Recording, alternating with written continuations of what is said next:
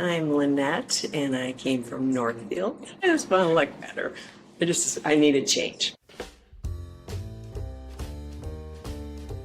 I didn't tell my husband that I was going to do this till last night as I was walking out the door. He goes, "Oh, don't get it all cut off." You know how guys are. So I'm like, well, whatever happens, happens. Just look younger. I mean, I look a lot better with my hair like this, and the makeup and all that, you know. I'm 63, so I'm always 34 in my head. I'm never going to change that. I'm never going to grow up.